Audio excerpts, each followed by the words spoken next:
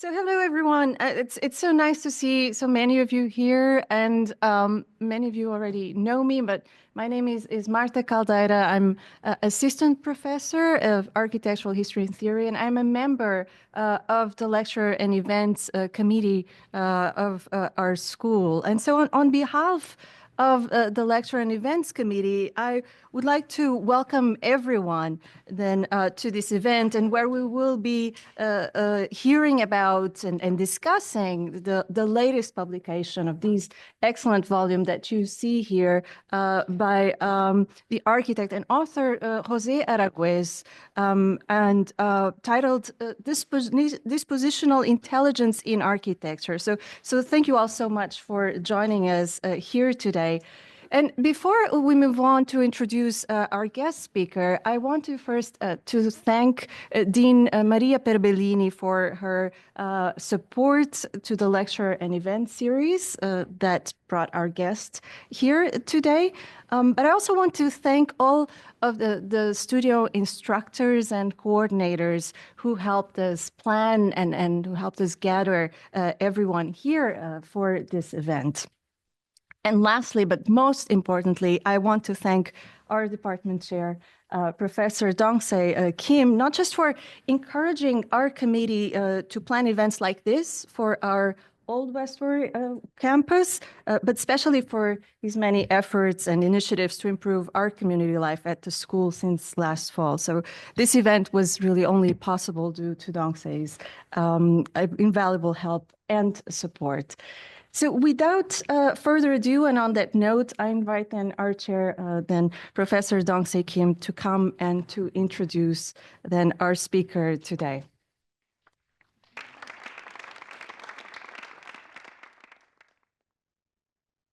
Hello, good afternoon, or actually good morning.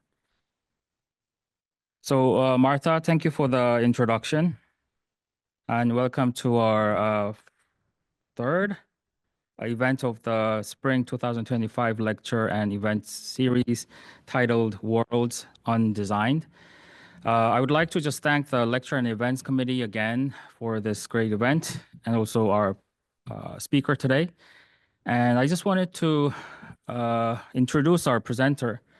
Jose is a good friend of Marta and myself, but is a very well-known, renowned scholar and also an architect. And I just want to introduce you before you get to see his great work today.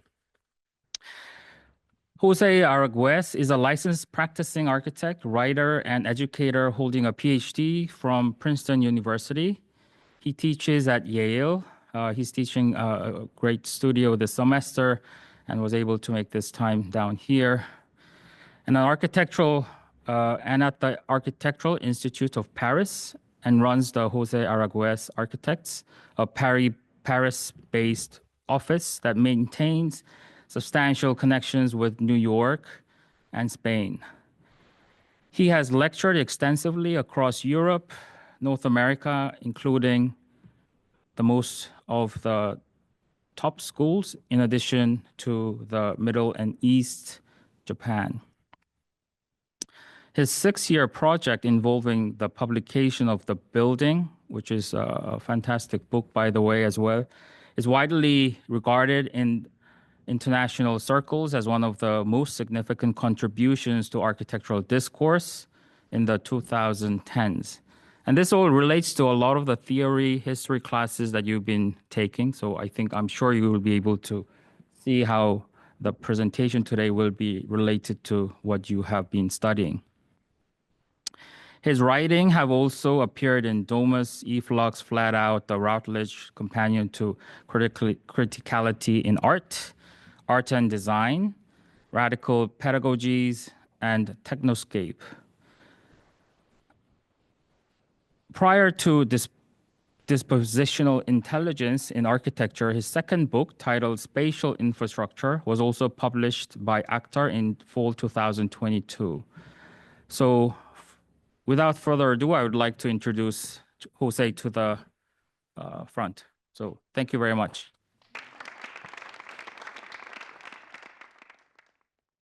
Um, Thank you so much, Dongsei, for the introduction, and both of you, Dongsei and Marta, for having me and for making this event possible today. I'm really pleased to present my work for the first time at NYIT, this very beautiful setting. All right, so I'm gonna dive right in. Basically, I have spent the last 10 years, the last decades, probing the question of architectural thinking as a form of knowledge. And this book is the third the third publication, the publication that closes out a trilogy of books that has come out of that process of research and writing. So I guess what I mean by architectural thinking is a domain of knowledge, something that has to do with the production of knowledge in what we understand as the humanities and the social sciences, that's articulated around both the design and construction processes leading up to a building, and also the building as the outcome of those processes. And it just so happens, as I emphasize, that that domain of knowledge, architectural thinking, is both connected to any number of other fields of knowledge, such as sociology or political science or aesthetics, but also distinct from them, right? And that combination of being connected to, but also distinct, is very important to understand the nature of what we understand, or what I propose to understand as architectural thinking. So essentially, this third book is an attempt to deconstruct the notion of form in architecture and try to assemble it differently. It just so happens that form seems to be everywhere in our field. And I'm showing a few examples up on the screen. The understanding of form in nature, form as the reification of power structures, the phenomenology of form, the relationship between form and formalism. It's everywhere, and yet it's quite rare for us to find a project focusing on the domain of form as such, that puts form at the center of a research project.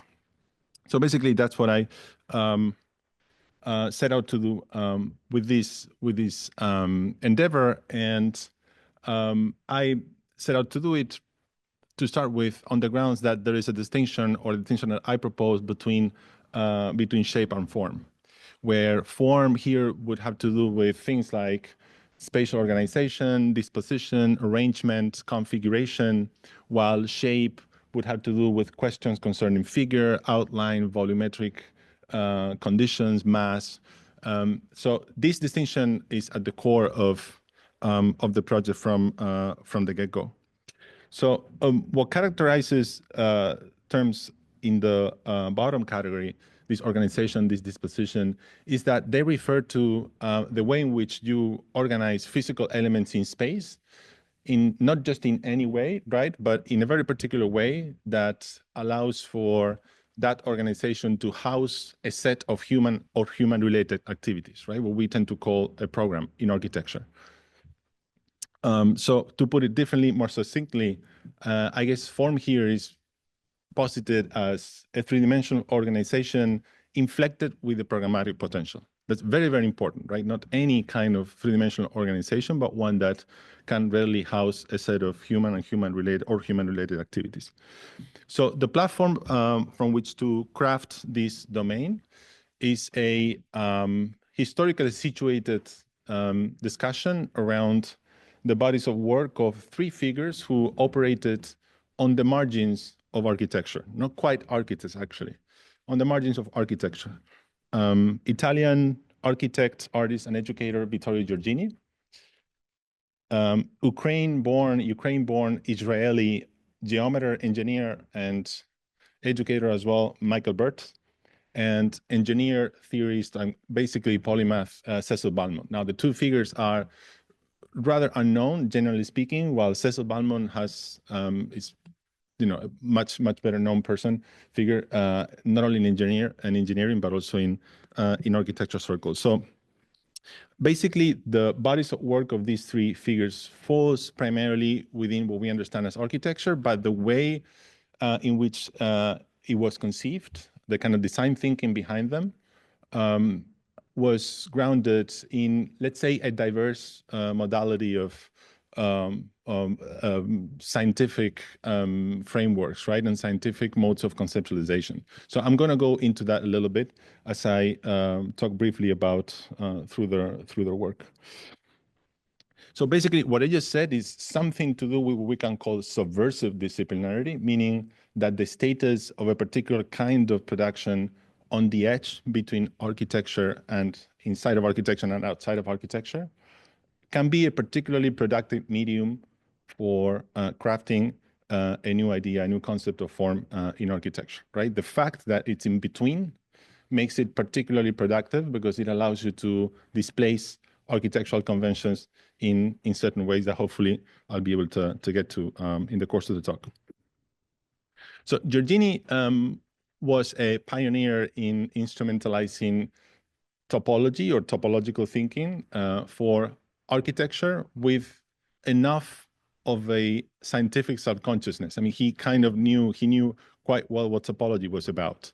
There are many things I'm not going to be able to elaborate on over the course of the lecture in order not to make it too long, so we can go over certain things during the Q&A.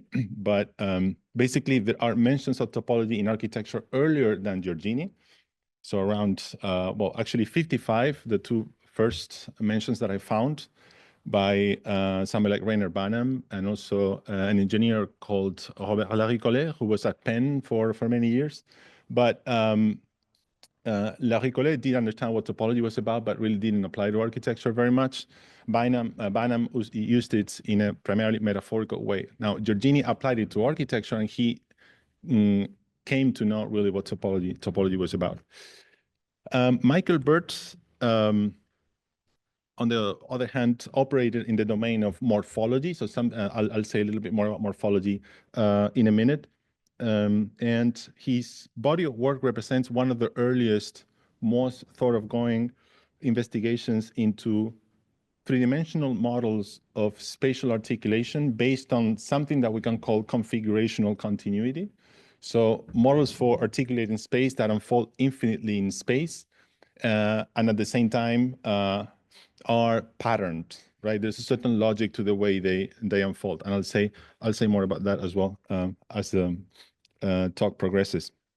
And then thirdly, Cecil Balmond was a trailblazer in theorizing the question of non-linearity at the core of what we come to know as the digital turn, and interpreted as a design basis for, and this is the important bit here, fully fledged architecture, right? So not just pavilions or pieces of furniture or facades, but actually entire architectural skeletons. That's what's particularly notable about his contribution, as well as a number of things. But that I wanted to highlight from the outset.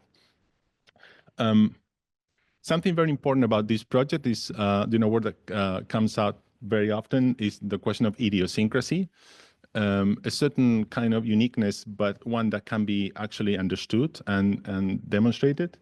And what's particular about these three bodies of work is that they show at least three levels of idiosyncrasy with respect to something that we can call the architecture engineering hybrid. So a domain of design thinking that happens at the intersection of architecture and engineering.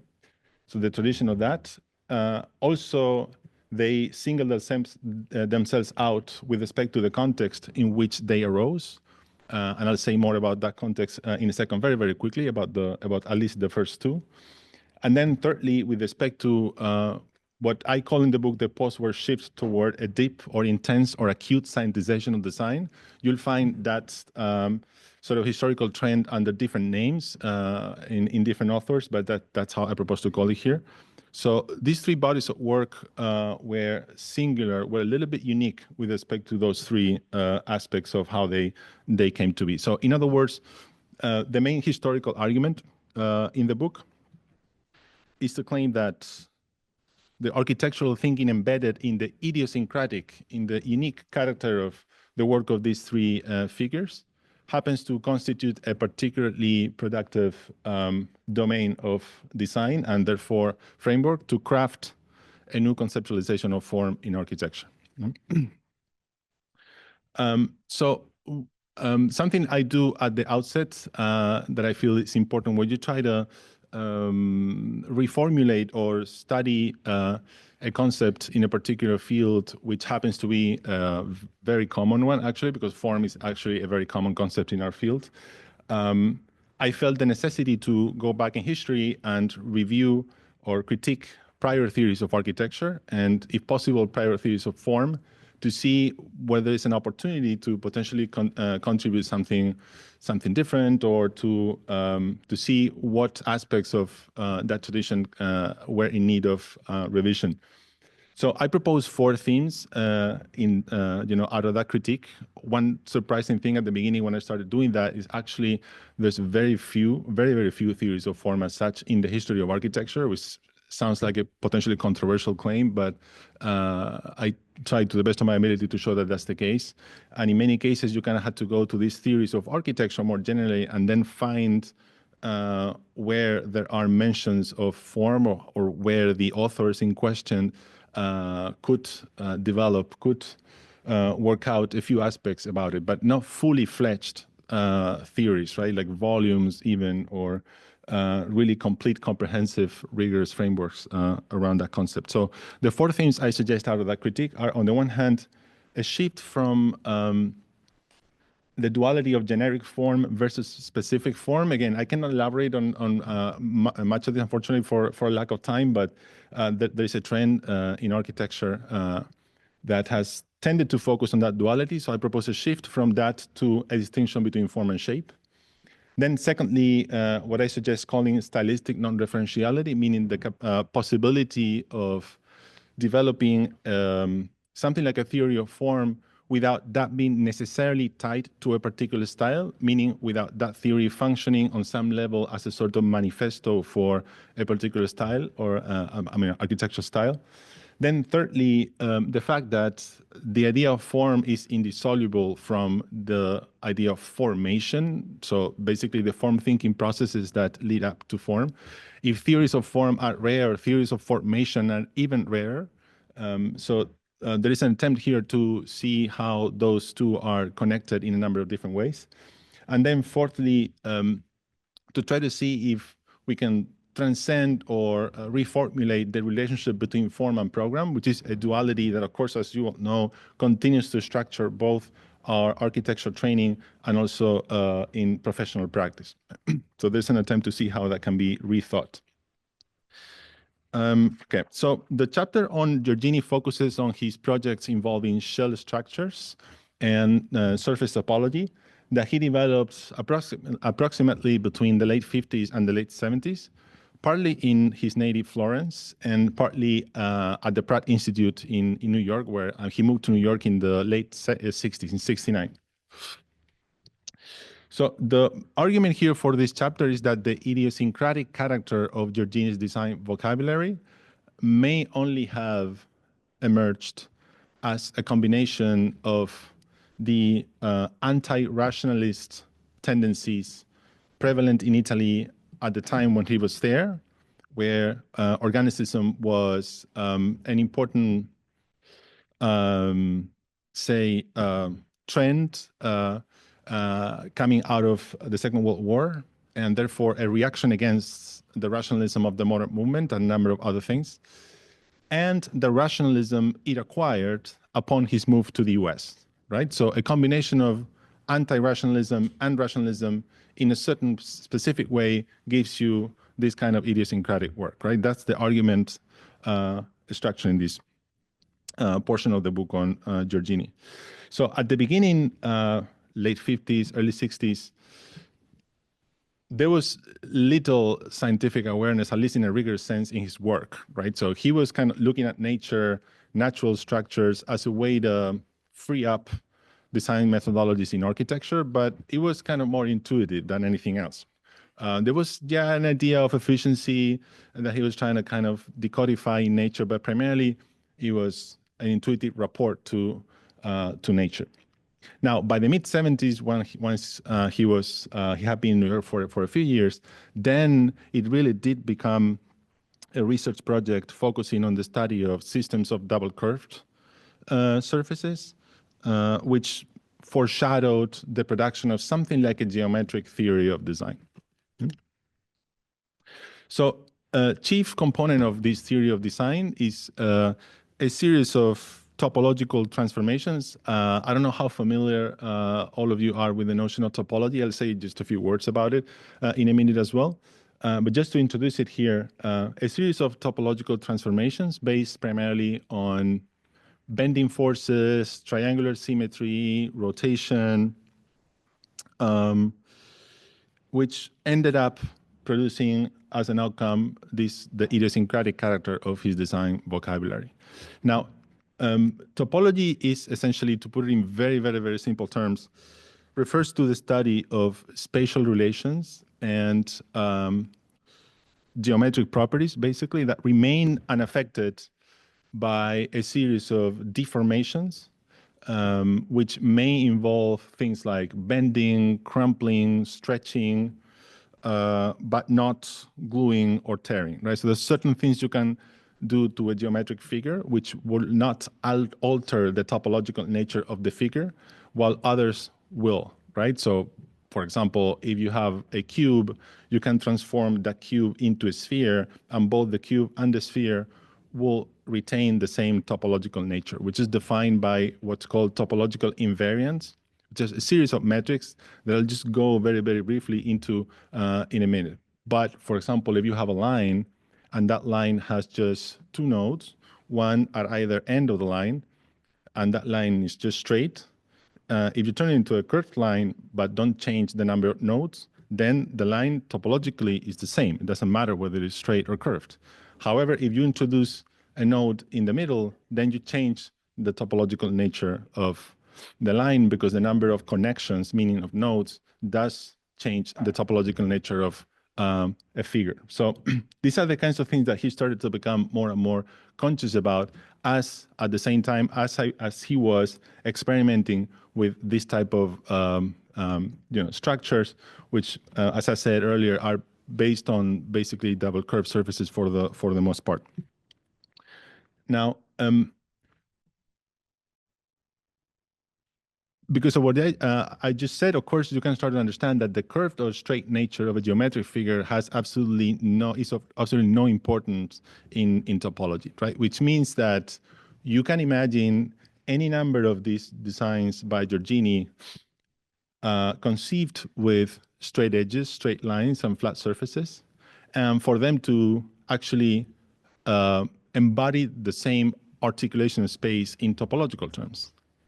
Which means that, I mean, basically any designer versed enough in topology knows that the curved character of any of this is completely inconsequential. And he was aware of this, right, towards the second half of his career when he was in New York. And yet he continued to work with curved surfaces, right? So what does that mean? Well, that the curved nature of his designs was primarily out of a sort of aesthetic drive more than anything else, right? Because he didn't need to do that if he wanted to work with topology, right?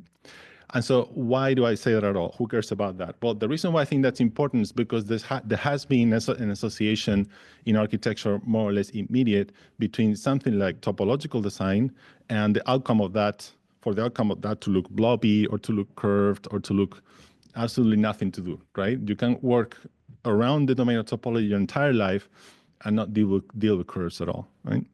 So he did, because he wanted to. Now, this distinction I suggested earlier between form and shape,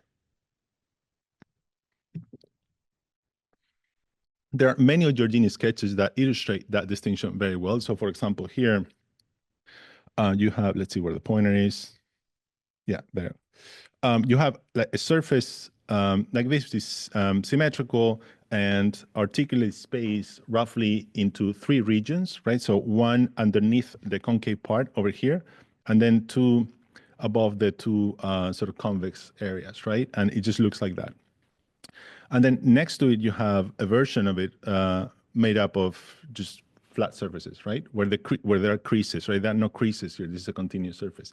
But this one also articulates space in the same exact number of regions, right? Where one underneath the central portion and then two above the wings, we can call it that way, right? That means that basically in topological terms, the form of this and the form of that are the same, In other words, these two embody the same form. However, they have a different shape, right? So the introduction of topological thinking through Giorgini's work allows you to start to see how this type of framework may displace your understanding of what's form and what's shape in architectural terms as well, right? So I'll say a little bit more about this in a second. Okay, so one of the major consequences of this is that qualities concerning shape, I mean, to put it succinctly, qualities concerning shape are rendered irrelevant by topology. So anything happening in the realm of shape doesn't matter, right, in a fundamental sense. And that has strong implications, as I'll also discuss in a minute.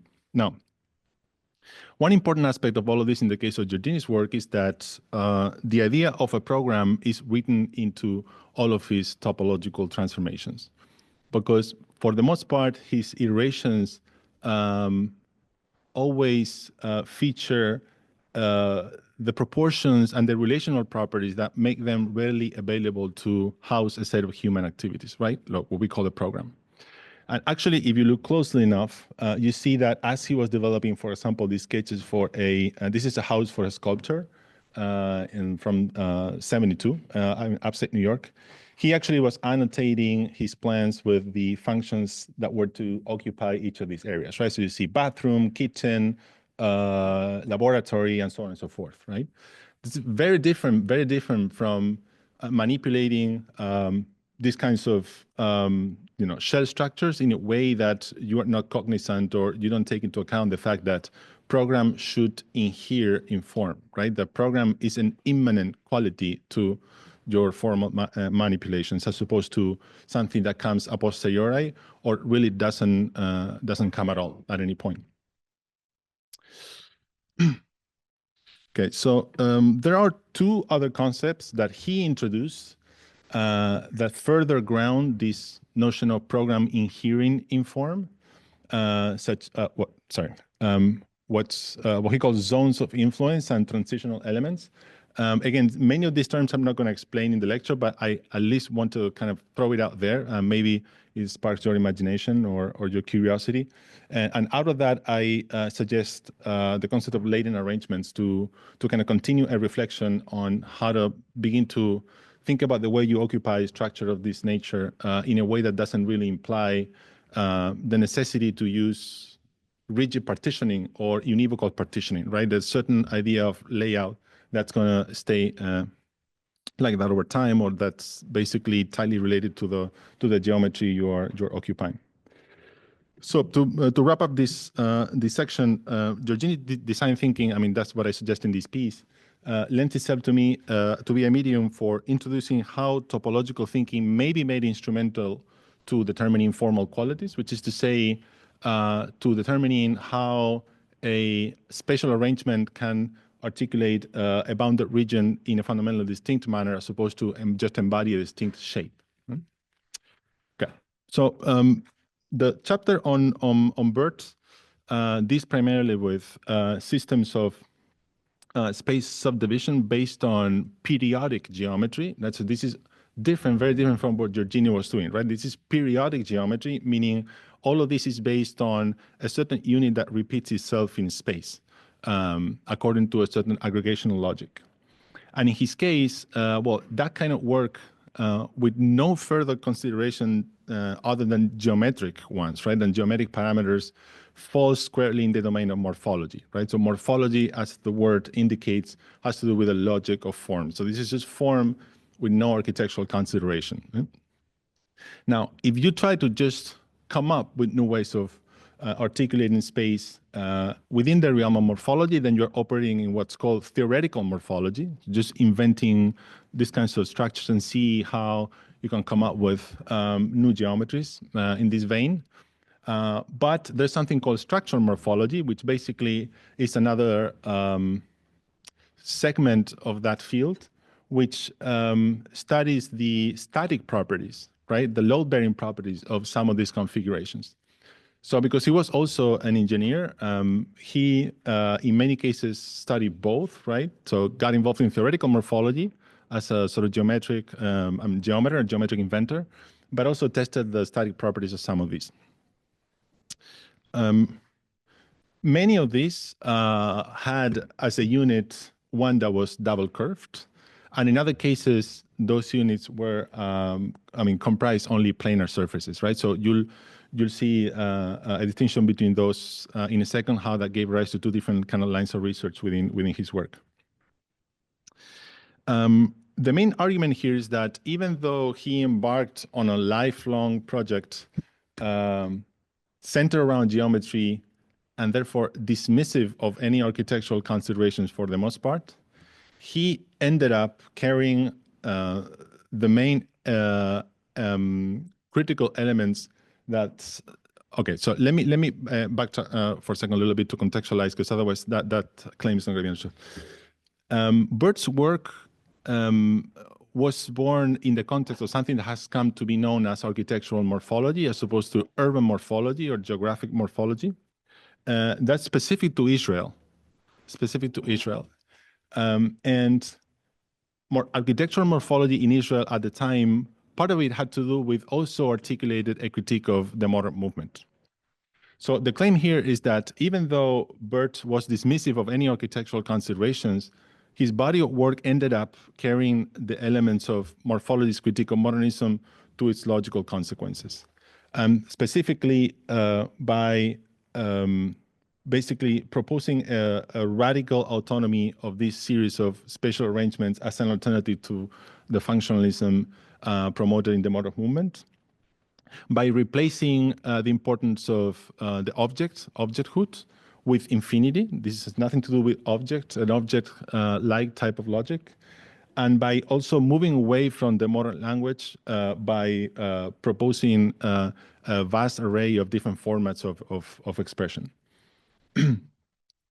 So one of the things he worked on at the beginning, early in his career, is something called minimal surface, which is basically a particular kind of double curved hyperbolic surface where load transmission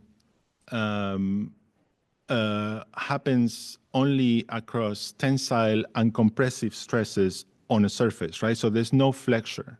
It's only tension and compression running across a double curved surface. No flexure, no torsion, right? If you only have tension and compression running across a double curved surface, then you can reduce the material input to a minimum, right? The geometry is doing most of the work. That's why they're called minimal surfaces, right? Because basically they present an input to output ratio that's optimized, in particular within the domain of double curved surfaces. So he did a lot of work on minimal surfaces, but there were other authors who had a much more dense production in that. So for example, in that domain, like Alan Shun, who's still alive, he's like 103, I think, American. These are from a publication he did, or research publication for NASA, actually. These are minimal surfaces, very, very complex, but very beautiful, I think. So he did a little bit of work on that, but the primary areas of contribution for Burt was what he calls space networks. So the kinds of geometries that you see there, these networks that he has drawn and continues to draw. Burt is still alive and kicking, without the use of computer. So Giorgini, of course, never used a computer a single time. Burt has never and continues to not use computers at all. So basically his mind is a computer. All of this is drawn by hand. So of course, a very privileged mind. Another area he's done a little bit of work on is something called quasi-crystallinity, which quasi-crystals are a particular kind of crystals that chemists work with. And he became interested in the fact that these quasi-crystals embody patterns that are ordered but not periodic, actually, right? So when we use the term pattern, usually we refer to something that's iterative, that repeats itself in space following a certain logic. However, quasi-crystals materialize a particular kind of pattern that's ordered in space but not periodic, right? It never repeats itself. So these were discovered by somebody called Dan Shechtman, who was Nobel in chemistry in '83. and Burt and Sheckman became friends because of that. Now, sponge polyhedra, this is also one of his major contributions. So basically, these are polyhedra that meet almost the same mathematical equations as regular polyhedra, but as opposed to be closed in space, they unfold into infinity. And this is from his publication from 74 called Infinite Polyhedra. And then something called sponge surface, which is basically a hyperbolic, unbounded, double curved surface that falls in space also infinitely. Now, only certain outcomes of Burt's research and work can be considered to be architectural in nature, right? Because only a certain subsection of all of this production is readily capable of housing a set of human activities. For example, these are not, right?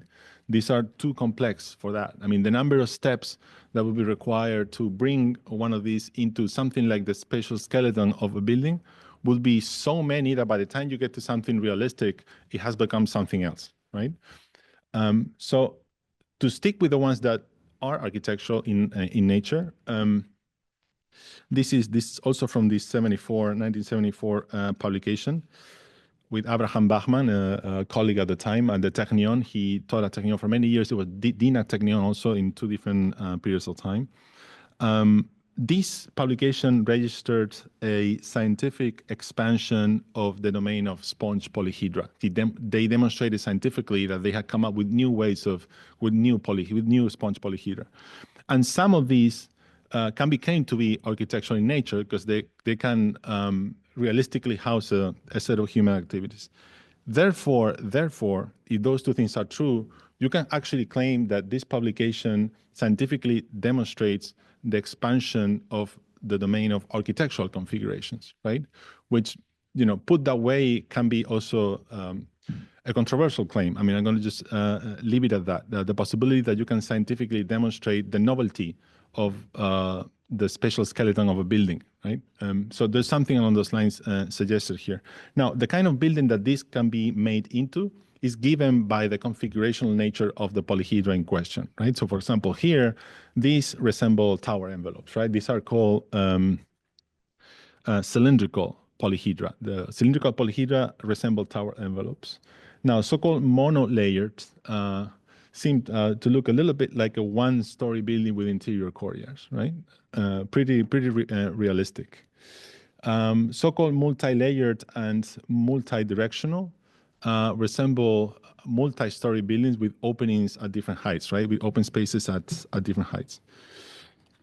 Now, as special cases within all of these vast array of spatial arrangements, the multi-layer, multi-directional minimal surface and hyperbolic sponge surfaces bring forth two subspaces that define each other sequentially in space through a series of interpenetrations that never intersect, right? It's sort of like a yin-yang in 3D, right? If you imagine a yin-yang where there's like a black part that comes into the white part and then vice versa, if you imagine that in 3 dimensions, that gives rise to two series of subspaces that define each other but never actually intersect, right?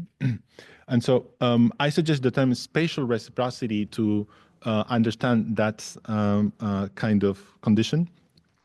And when I first understood that quality, the quality of those surfaces, it was kind of surprising that there's actually very few projects in architecture that have materialized that type of spatial reciprocity.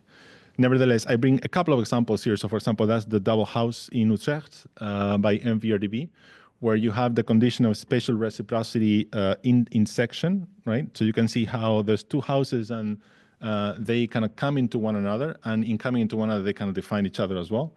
And here you have a spatial reciprocity in plan. This is a Toyo Ito project in Japan, where it's a little mild, but you can see how each of these housing units, I mean, they're interwoven in a way that they seem to define one another as well. So what happens in these kinds of surfaces is that you have spatial reciprocity both in section and plan simultaneously, right? So that opens up a whole world of possibilities when it comes to circulation, when it comes to typological arrangement, when it comes to the phenomenology of space, when it comes to a lot of things a lot of the kinds of things that you defined and designed as an architect. Okay. Any number of these spatial arrangements that can be reduced to one another through a series of topological transformations are topologically equivalent, obviously, right? Like I explained earlier, a cube and a sphere are topologically equivalent. They can be reduced to one another through a series of transformations that doesn't really alter the spatial nature at a fundamental level. And so you can talk about topological equivalence, right? Now, the opposite will be topological distinctness, right? So there's a point at which you get to something that we can call primitive, and that primitive is the simplest manifestation of a certain spatial arrangement. You can take, for example, in the example of the sphere and the cube, either the sphere or the cube can be taken as primitives. There's nothing simpler than a sphere and a cube embodying the topological characteristics of those two geometric figures. Now, if you have a cube and you kind of twist it a little bit, stretch it, and then it's neither a cube nor a sphere, something kind of in between, that's not a primitive because it's not the simplest irreducible manifestation of that particular geometric figure. So, in other words, a cube or a sphere would feature something that we call topological distinctness, while this deformed in-between situation would be topologically equivalent to any number of those, right? So that's interesting in the sense that, well, actually, this is like a little bit like starting the house from the roof as opposed to the foundations. I mean, if you think of, I mentioned cube and sphere, but there's also the Möbius strip, there's a cylinder, there's the plane, there's a number of very simple geometric figures which are considered primitives in geometry. And what they share is basically a unique set of what's called topological invariants. So I just mentioned one of them was the number of connections with the example of the line. But there's also something called orientability. So the fact that a surface has a consistent normal vector across the entire surface that never flips, right? It's always continuous. It doesn't matter how the surface unfolds in space. You always have the same type of normal vector pointing one direction or the other direction. That would be the case of the Möbius strip, for example. But in most cases in architecture, we operate with orientable surfaces, meaning those that have two or more normal vectors, like for example, this ceiling, right? This ceiling has normal vector pointing down here, that's why it's a ceiling. But if you step on it on top of that surface, then the normal vector is pointing up, right? It's an orientable surface, right? The meaning of below and above is different, right? That's another so-called topological invariant, right? So number of edges, number of connections, orientability, non-orientability, then also something called flatness, non-flatness, meaning whether you can map flat a particular geometric figure. Some can be mapped flat, but not others, right? So any number of these plane, cylinder, Möbius strip, cube, sphere share the same as a primitive. All of the lineage coming from that primitive share the same topological invariance. Okay. Now, because some of the spatial arrangements in these publications constitute buildings in embryo, right? Something like a spatial skeleton for a realistic building. And every one of these is shown to be unique, is shown to be different through a specific notation that describes both the elementary periodic unit, the unit that repeats itself in space, and also the aggregational logic. Then you can say that this subset of polyhedra that can be considered architectural is a useful example as to how to demonstrate the configurational irreducibility of an architectural primitive, right? As I said earlier, a primitive is something that cannot be reduced any further. It's not reducible to anything else. It's the moment, the perfect moment, right? So because some of these are architectural in nature, then you can claim that actually the ones that are architectural in nature, in their impossibility to be reduced any further, feature this quality of configurational irreducibility. So why is this important at all, right? Why do I care so much about this? The reason I care so much about this is that if you actually get to a point where you distinguish this quality of configurational irreducibility, that's actually a marker for novelty when it comes to that particular spatial arrangement. That one thing does not resemble fundamentally anything else. It's irreducible. It cannot be reducible to anything else, right? I mean, hopefully some of this, I mean, if it's not intuitive enough, we'll get to a point at the end of the presentation where I'll show a very simple example, architectural as opposed to geometric, and some of this hopefully will be even clearer. Okay. Now, jumping to another very important aspect of this type of work is that what he called space networks or tunnel nets as well, or just simply three-dimensional networks, can be taken to represent programmatic relationships, right? So each node, let's say node here, a node there, a node there, a node there. Let's say each one of those represents an activity that's housed within a building. Right? So I propose an entire terminology around that for nodes, expansion areas, for network lines, transition regions. I mean, I cannot really go into that in detail. Some of these, I mean, most of these seeks to create a vocabulary around how we organize program in 3 dimensions, right? And hopefully displays some kind of receives notions of that. And here I show some of the vocabulary that comes out of that. Projects such as programmatic condenser, programmatic unfolding, or soft zoning as opposed to rigid partitioning, fluctuating programmatic thresholds, right? So the possibility of separating spaces with further spaces as opposed to separating spaces with physical elements, which is what we have here, right? So you have a facade as a physical element, that's a partition, another physical element, and so on. But you can think about a logic where you separate spaces with further spaces. So therefore, programs start to kind of bleed into each other in a certain way. Now, when it comes to his own applications, what are the applications of this for architecture in his own work? Actually, they have been quite limited. So a few sculptures here and there, collapsible tents, small pavilions. This one is from 69. Excuse me, this is from 1980, Flores.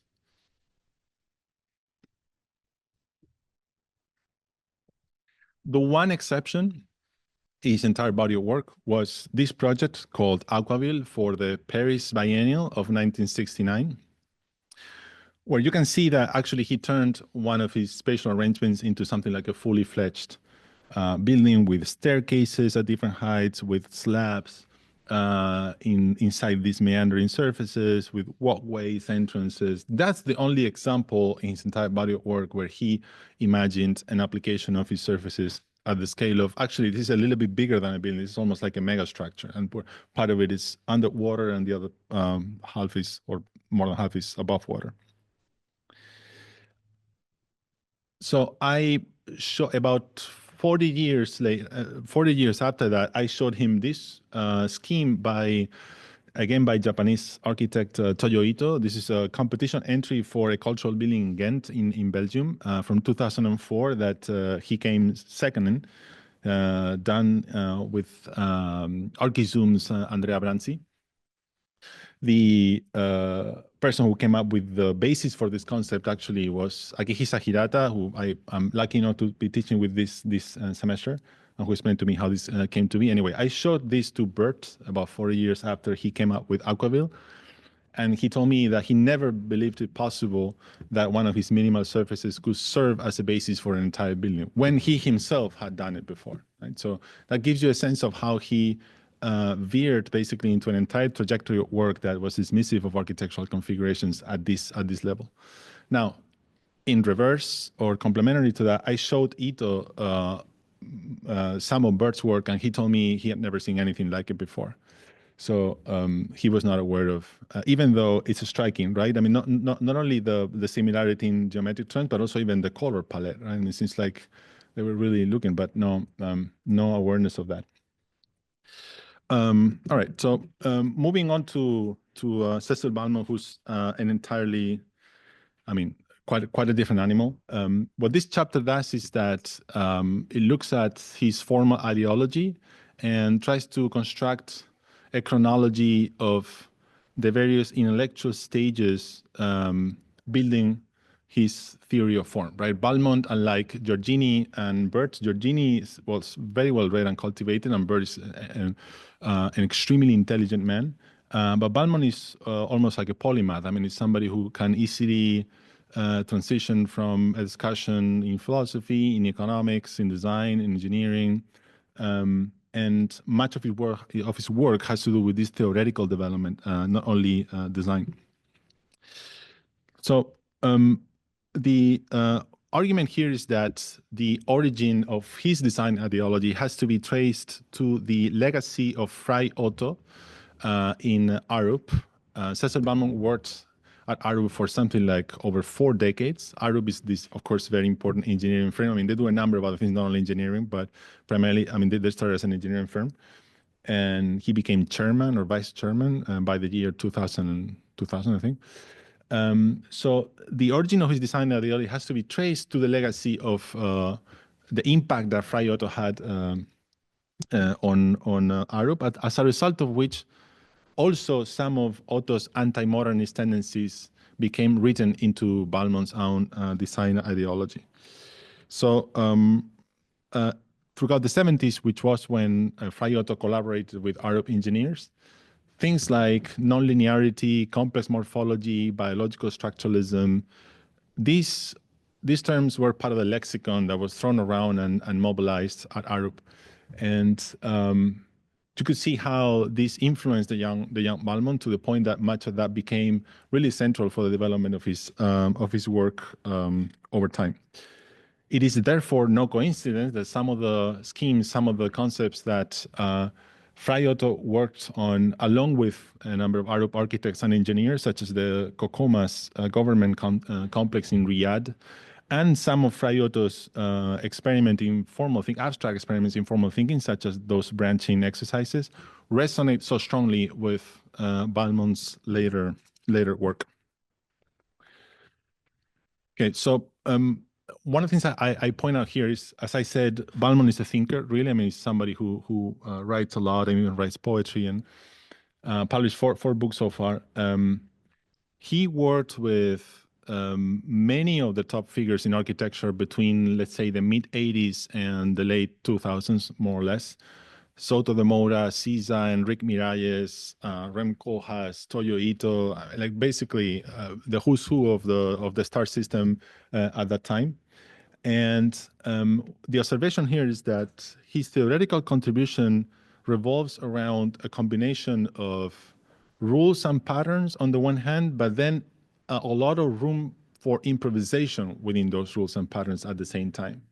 Now, that confers his thinking with a sort of instability that gives it a collaborative pliability, enabling him to work creatively with many different design approaches, right, and many different architects. Somebody like Siza thinks in a very, very different way relative to somebody like Ito, and then Ito himself very differently to somebody like Koolhaas. So part of that I try to suggest in the book has to do with the instability that's embedded in his own theory, in his own writings. The book has many faxes that he exchanged with these architects. So, for example, this is with Koolhaas for a competition in La Défense in Paris for a tower.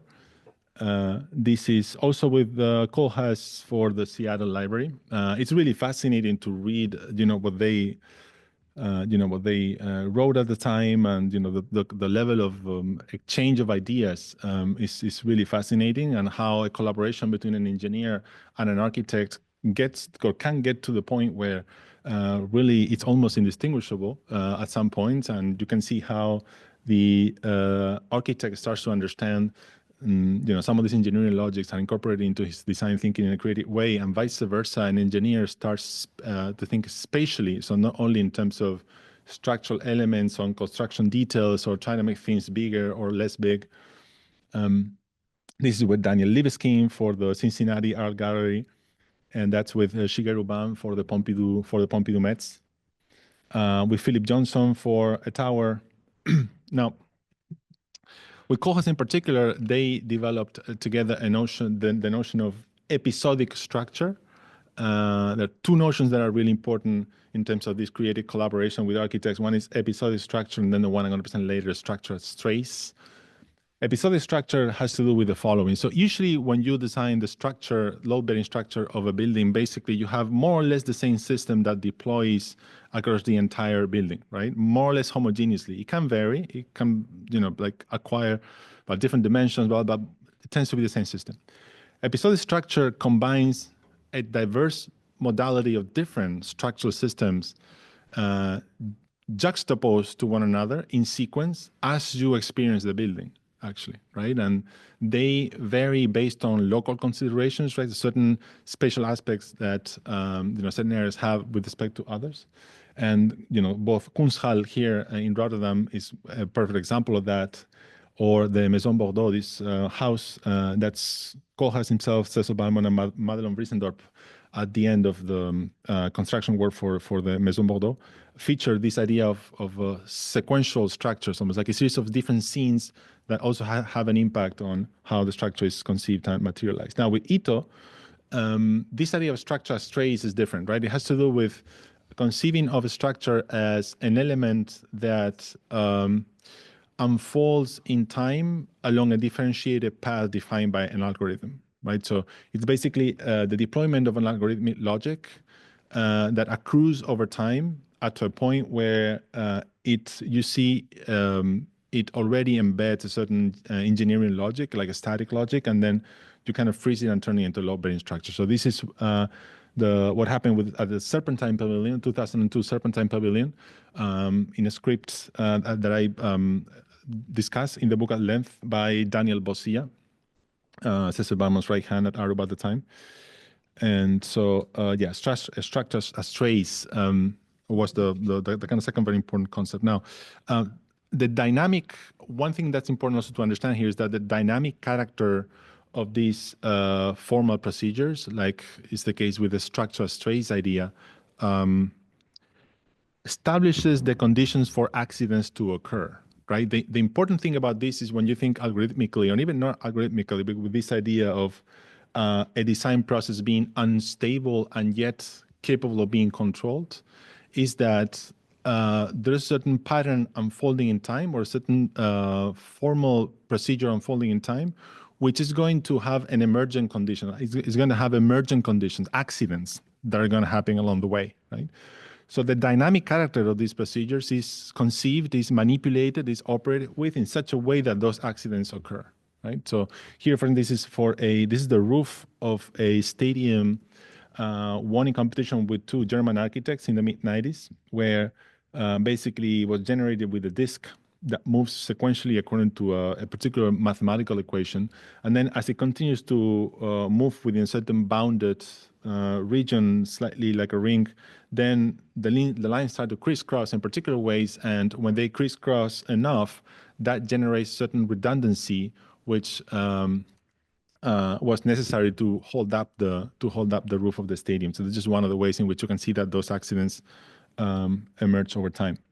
Now, one interesting thing about his theory, but at the same time, potentially, allowing room for criticism, is that there are terminological struggles or terminological inconsistencies. So terms that seem to almost like mean the same thing, but not quite, such as random versus chance, or adjacency versus ad hocism, sequence versus series, universals versus absolutes. These are nearly synonyms, but not quite. And you can see how over time he kind of struggled a little bit to remain consistent in terms of what those mean and the role of those in his writings.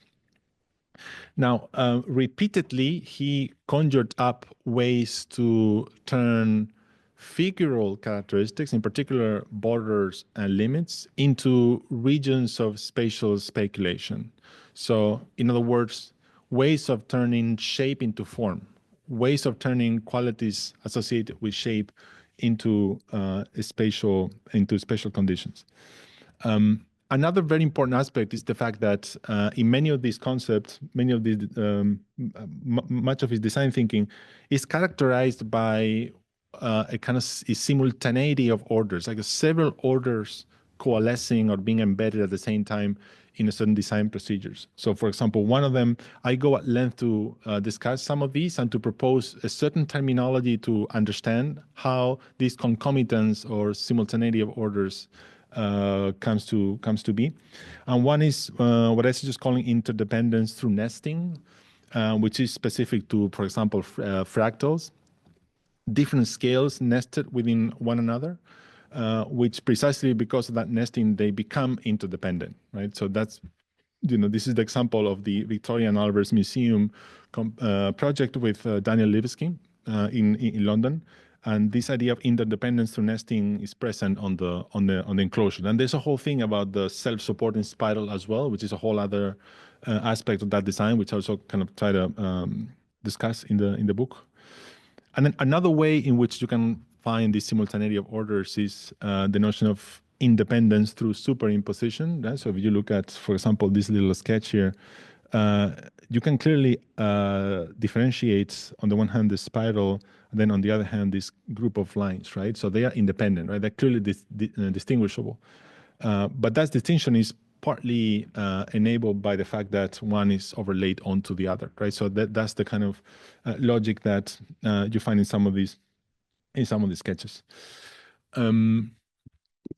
Because he was an engineer who built a lot, who participated in a lot of build projects. Many of these patterns, many of these configurations were had what I suggest calling twofold structural awareness, meaning on the one hand, the awareness of somebody who's thinking in terms of load-bearing structure. That's one possibility of interpreting the word structure, as in load-bearing structure. But on the other hand, in terms of the organizational traits of form, right? So you also intuitively, even yourselves, use the word structure to mean organization, right? The structure of a company, right? The organization of a company. So here what you had in operation is basically this double understanding of the word structure, both as load-bearing structure in the sense of the physical support of the building, and also in terms of organization simultaneously. That's not at all the case oftentimes, right? Where you either have one or the other, right? One of the many things that looking at Balmond's work allows is the incorporation of a certain philosophy of order that takes some of its cues from the counterintuitive logics of nonlinearity. I haven't really discussed what nonlinearity means. We can maybe get to that later. That's its own thing. But say there are many counterintuitive elements to the way he thought about design. Okay, and then lastly, to wrap up, the last chapter of the book collects many of these theoretical propositions that have been emerging over the first 3 chapters, elaborates on them and assembles them together into something like a theoretical framework around the notion of form. And what I'm going to do here is I'm just going to run quickly. I'm going to throw out some of the terminology and some of the brief reflections that I propose in that 4th chapter. For example, the idea of gradient of programmatic resolution, right? You either have a form that's just a form, that's the 0 programmatic resolution. A form that acquires programmatic immanence becomes an architectural form. And then once that's refined and completed with all the elements required in a building, then that becomes actually a fully fledged building. The possibility that this notion of program inhering in form can actually be embedded in a numeric basis, meaning that you can use numbers to control to what degree program is immanent to form. And that was the case in Giorgini's work, because numbers, of course, control the topological operations, giving rise to any number of these geometric outlines, which could realistically house a set of human activities.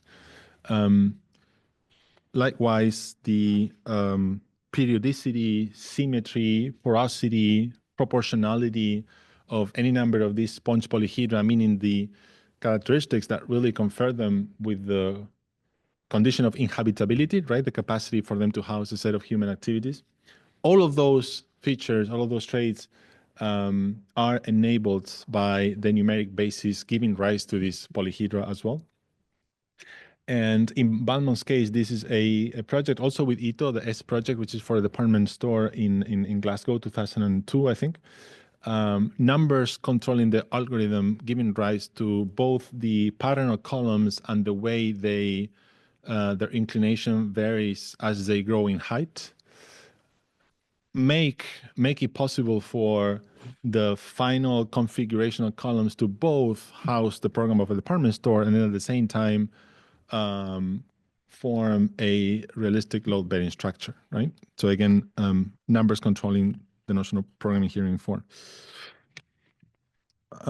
Now, to emphasize this, I mean, maybe you come to this conclusion yourself already, the conditions of buildability and inhabitability which apply in architecture, right? So when you're designing a work of architecture, maybe it doesn't get built, but you design it in such a way that it could be built. So the condition of buildability has to be embedded in your design. And the same is true with inhabitability. And by that, I guess I don't mean literally the fact that a person has to, I mean, sometimes you may have storage buildings, right, which are not almost not inhabited, but has something to do with human inhabitation. And by the way, it just so happens that inhabitability is a more restraining condition than buildability. You can build things that cannot really be inhabited necessarily.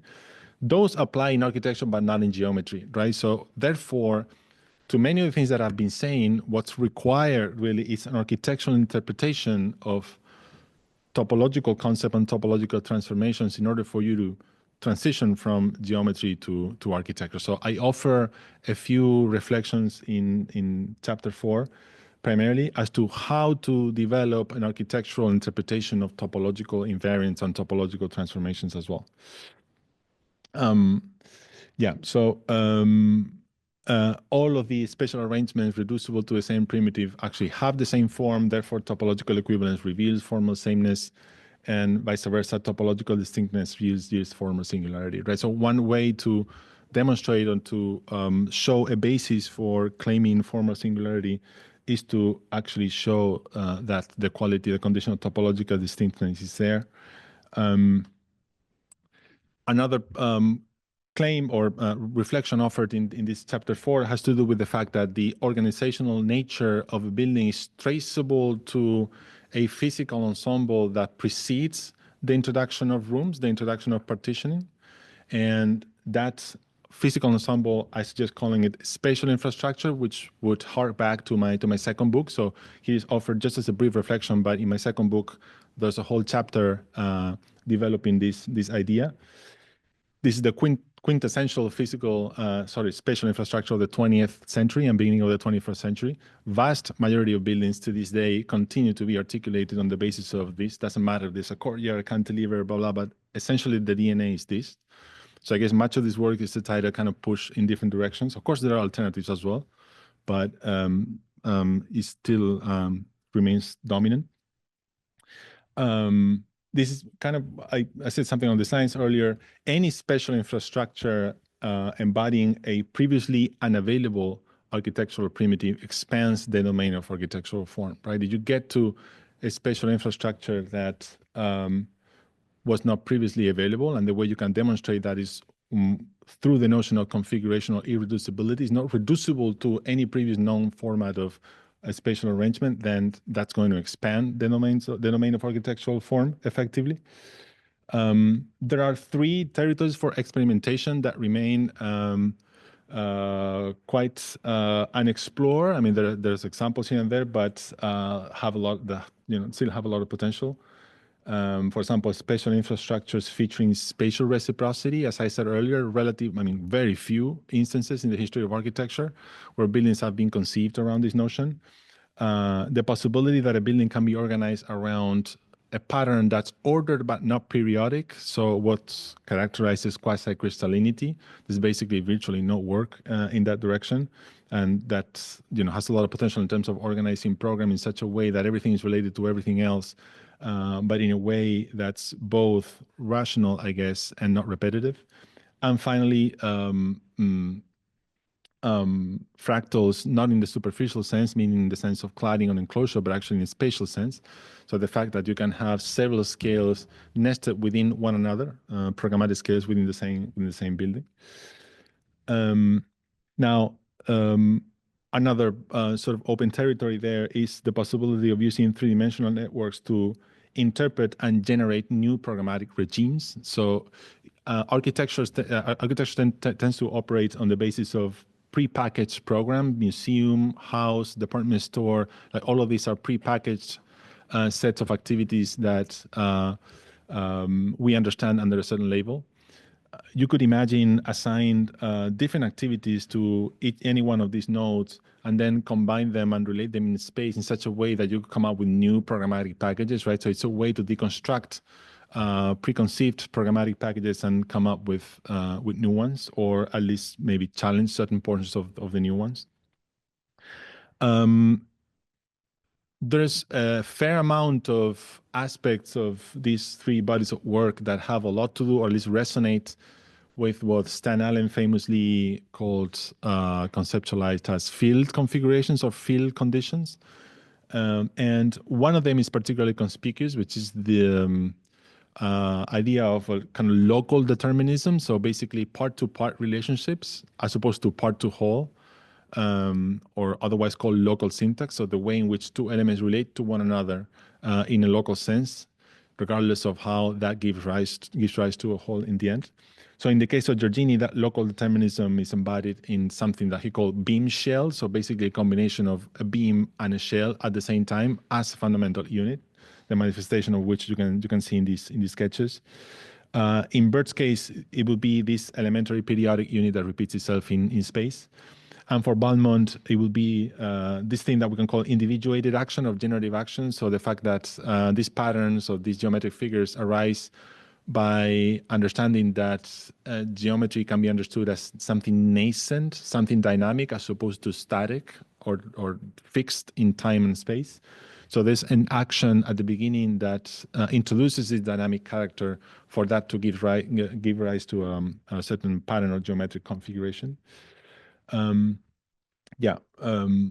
Much of the formal thinking in the history of architecture has had to do with the notion of style. The claim here is basically almost the opposite, is to say that through the introduction of topology, style is irrelevant to form. As a matter of fact, is the opposite.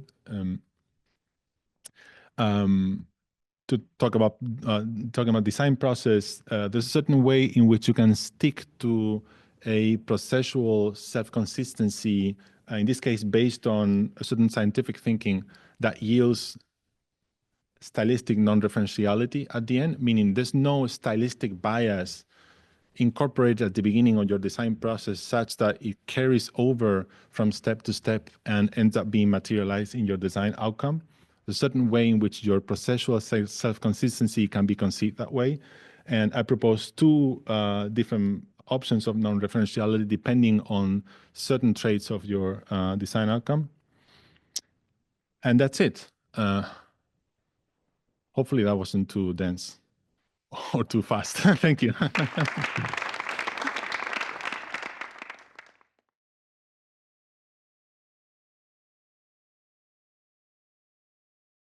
Highly sort of provocative proposition in your study, and which is this definition of architectural form, right? So you're tapping into these discourses of form, but you are really sort of setting forth a definition of architectural form, and is one that is based on this form program ensemble, right? And why am I saying that this is actually seemingly simple but quite radical? It's because we've actually been constantly for the past 100 years being discussing, does form follow function? Does function follow form? Now program has replaced function in a way.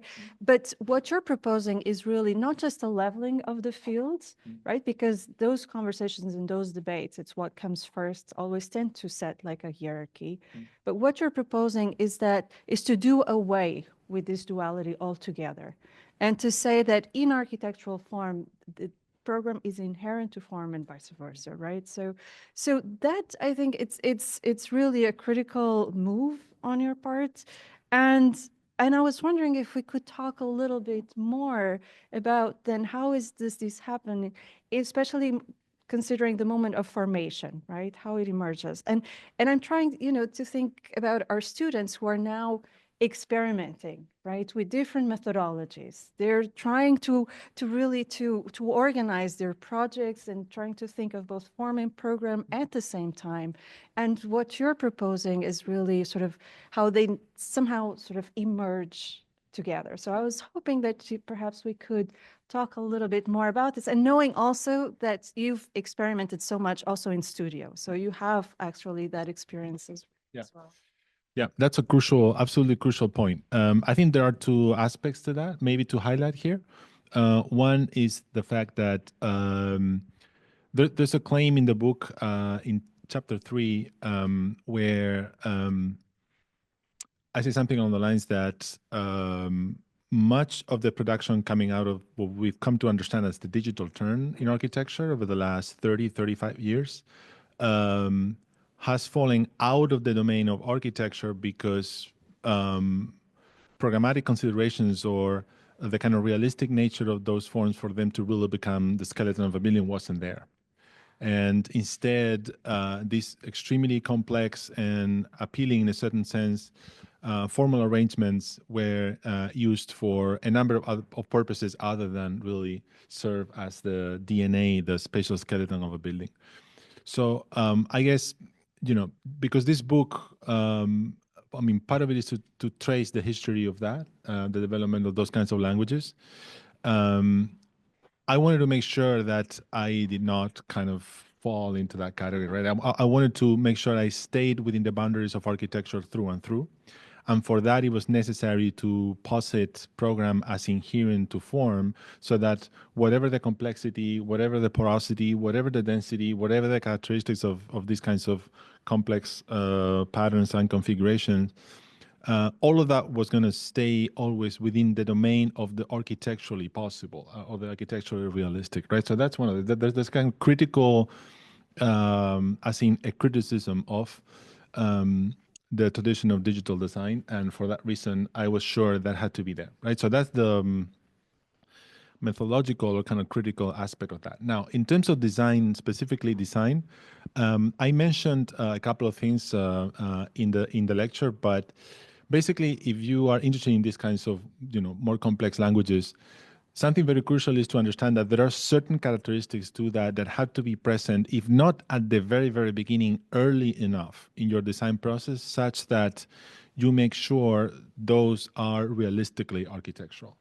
And I mentioned some of them. For example, three-dimensional porosity, enough horizontal surface, the ways in which the different regions of space are connected to one another and can give rise to possibilities for circulation. The proportions characterizing the ways in which these regions of space give rise to one another or relate to one another as well.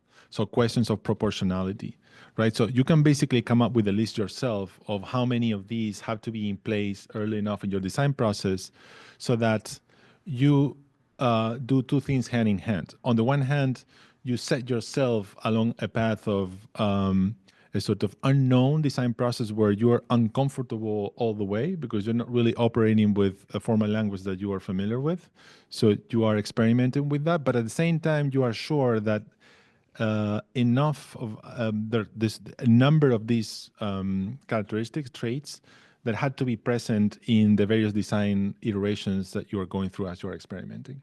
So the combination of experimentation in the true sense of the term, meaning you are really, in a known territory, but at the same time, making sure those are there, allow you, in my opinion, to operate within this domain of program inhering in form, right?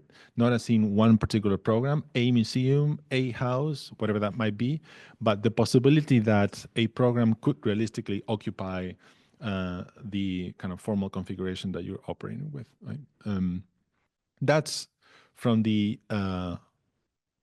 form term of the form programming ensemble equation. From the program side of that ensemble equation, you can actually start that design process by using networks, actually tunnel nets, which the way I suggested in the book can be basically a tool for thinking about program and just program and not form, right? And if you develop those tunnel nets in a certain way, those networks in a certain way, you're operating with activities in space, really not a particular formal language. There are ways in which, and I go about it in the book as well, you can then derive a certain formal language. So you can, in other words, access this form program ensemble from the form aspect or from the program aspect, and operate in such a way that you ensure the immanence of both of those terms within your design operations. I just had a question, and by the way, thank you for your great presentation. I really look forward to reading the full book at some point when I can, but I'm sure you should all have a look at the book, and there's some books here for purchase if you're interested. But my question is, having gone through a lot of these historical materials and also discussing the possibilities of these explorations in terms of concept, form, and shape, what kind of, let's say, possibilities or hope have you seen in these forms in addressing some of the environmental crisis that we're going through, and how architecture can contribute to those circumstances? And I'm sure you've had moments within those investigations. These could be something that you could take, especially for those points or environment that we are currently, in. Yeah. Yeah, I mean, I didn't mention that. There's a little bit of that in the book, especially in chapter 2. Burt imagined the application of some of those pieces of geometry to be actually for environmental resilience. He was thinking, as an engineer, he thought that some of those could be built underwater so that they would sort of become a certain type of pier that would help with tides and to regulate water flows and all that. So he had an environmental aspect associated with it, literally himself. I think architecturally, what's required there is to be able to embed some of those environmental variables in the design generation process already. I think Ito, for example, has already done that in a few of his projects. So basically, some things like natural ventilation, the disposition of flows across a building, all of that can be integrated into the conception of those configurations from the outset, right? Rather than for those to be imagined only as a posteriori application, as like atoms and all of that, right? So I think what requires is to kind of shift your lens a little bit. I think that not only a certain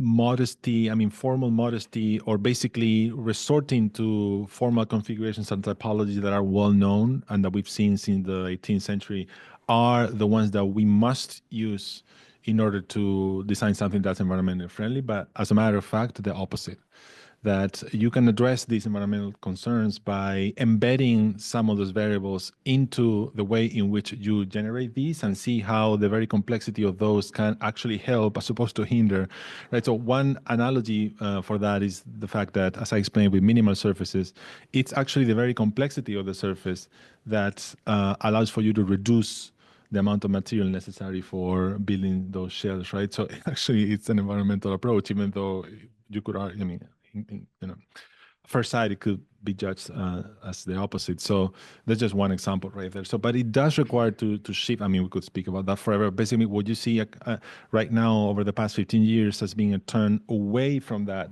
right? So basically, an immediate identification of modesty with environmentally friendly design.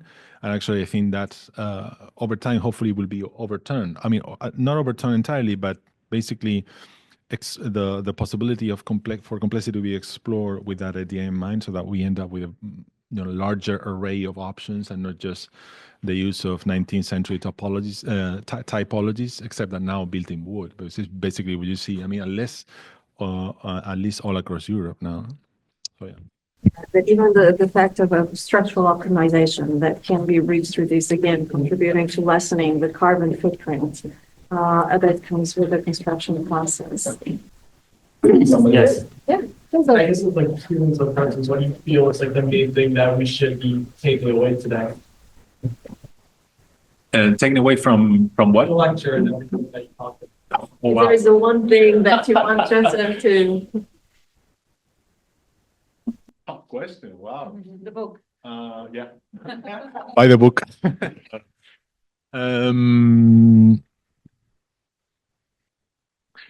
This project is an argument for combining rationality and imagination in the design of architecture.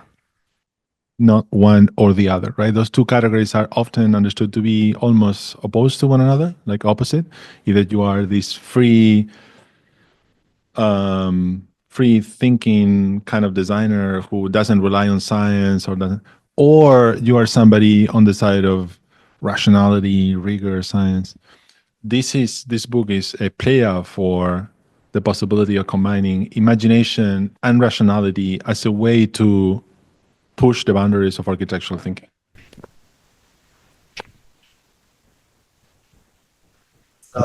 Practitioners today who you might sort of point towards, you mentioned Toyo and Cecil Balmond and stuff, but are there people who are practicing right now who are kind of embodying these ideas, or do you think that nobody's quite gotten there yet? Yeah. So because of the brief discussion we just had as to the direction that architecture has taken over the last 15, 20 years, more or less, that's becoming, of course, rarer and rarer relative to, 20, 25 years ago. However, I would definitely point to Christian Keres in Europe for sure. To me, he's at the forefront of what it means to really rethink things from scratch, really. What's a column? What's a facade? What's a balcony? And a lot of his thinking has to do with what I talk about here. I think early Akihisa Hirata as well. I think his later work has become about something else, but his early period coming out of Ito's office had something to do with that. But I think I would point to certainly Keres. Keres is it's incredible what he does, and he gets stuff built. Actually, I mean, they look like school projects, right? Like he builds them. So certainly him. Hopefully there'll be more and more as this dynamic we just discussed, unfolds over time. All right. So on that note, just like to mention, there's a few copies here if anyone is interested to buy. And also, Jose, you mentioned that the book is available already online on Actar's site. It will be available on Amazon soon, but if you actually go through Actar, the publisher, then they'll be shipping them to the US as well, and you can buy them already. Great. Great. Thank you very much. Well, thank you. Thank you, everyone. Thank you. Yeah.